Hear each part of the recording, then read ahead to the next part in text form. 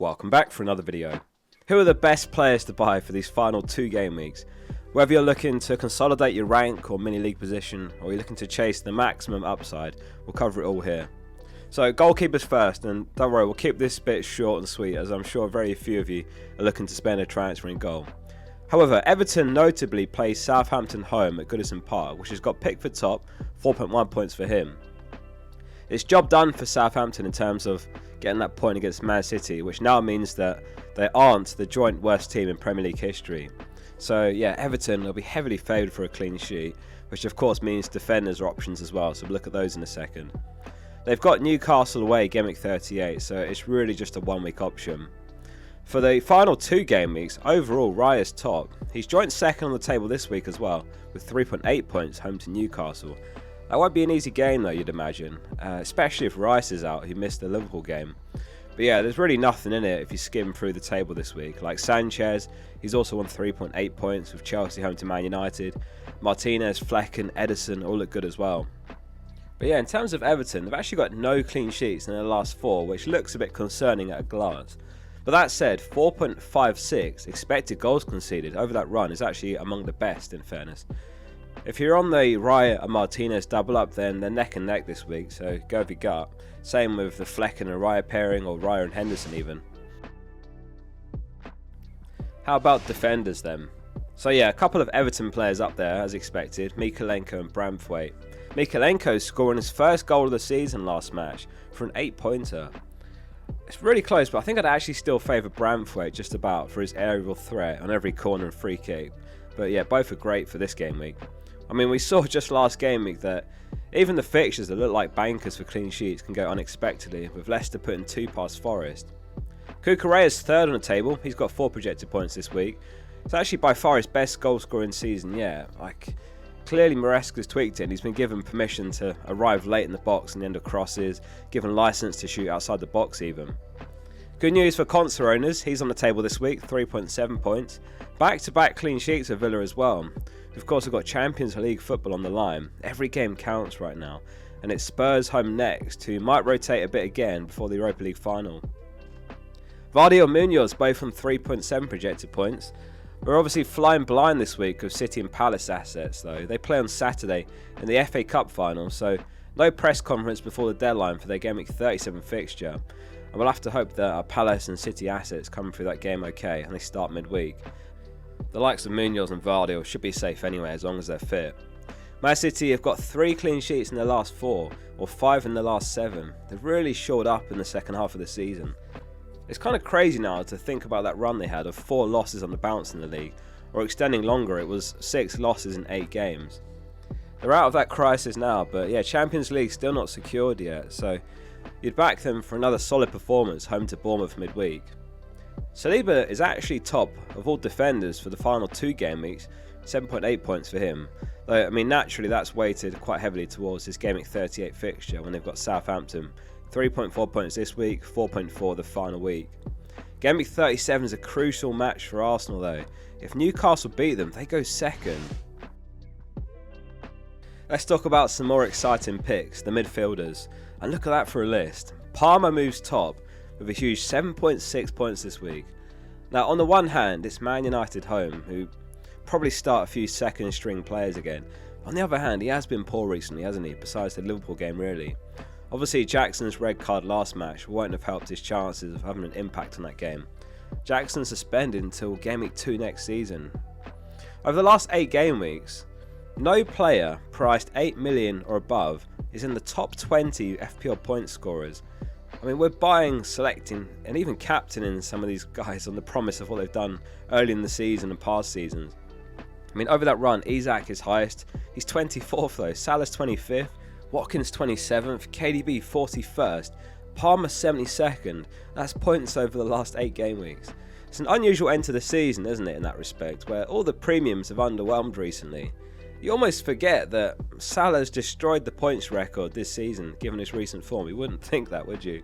I mean, last season, for comparison, in the last 8, Palmer was number 1, Isak was 4th, Haaland 8th. If you're really looking to push maximum upside, then Palmer captain is the one this week, given his low ownership. It's not easy for a lot of us to get to him without selling Salah or De Bruyne though. And Mbeumo will be a popular captain again, and he's second this week with 6.4 points. Brentford have scored 4 or more goals this season on 8 occasions, which is amazingly high actually. And only Salah, of course, has got more points than Mbeumo. So yeah, Mbeumo's great home to Fulham. Salah's on 5.6 points this week against Brighton. Saka 5.5. I think if I recall, Salah didn't even shoot against Arsenal last match. It seems like he's going for the assist record or something.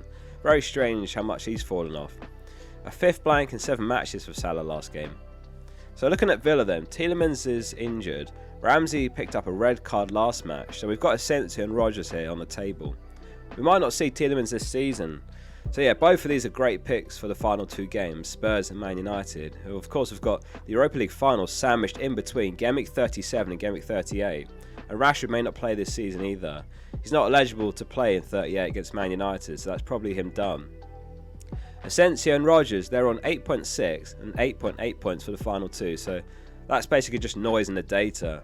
So yeah, Asensio is the rank or league chasing pick, while Rodgers much higher ownership. Rodgers probably be about 40% owned in the top 100k next game, for example, whereas Asensio just a few percent.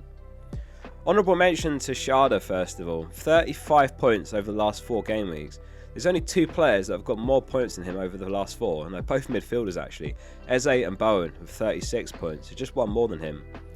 Charlotte doesn't get 90 minutes, but he's 5.2 million and he's banging form right now, and he's got Fulham home next, and they're genuinely chasing for European football next season. The motivation's there. We'd hyped Shada up in the last week's Players To Buy video, so it's great to see him score, and yeah, he's still a great choice if you can only fit in a budget midfielder in your team. You could go Murphy out, for example, he's got Arsenal away.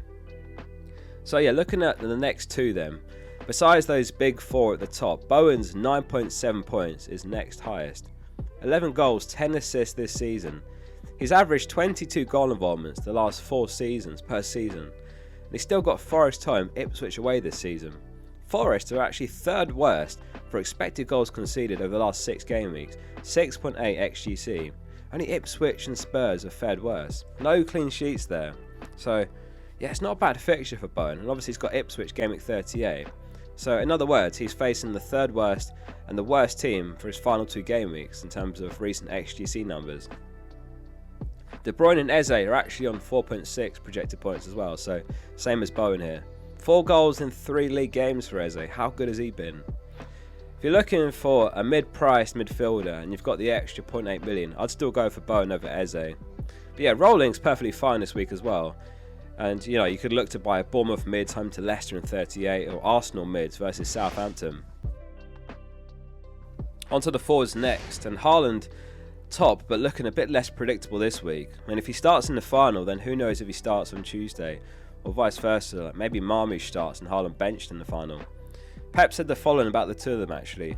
Well, they can play together. They played this season before the injury from Erling. He is a player I like to have moved close to the box. The impact has been really good since he arrived, and the impact today was really good. Maybe he should play more minutes, because the fact he's got his creativity now, he's close to the box, is really important.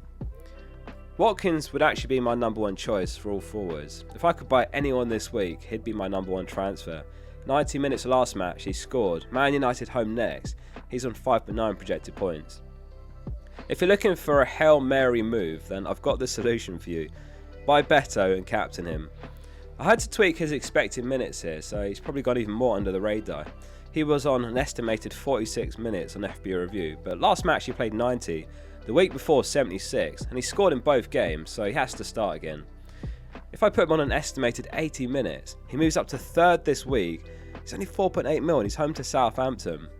Now, as I said at the start of the video, Southampton's motivation really was to escape being considered the joint worst team in Premier League history, and after that draw against Man City, they no longer are.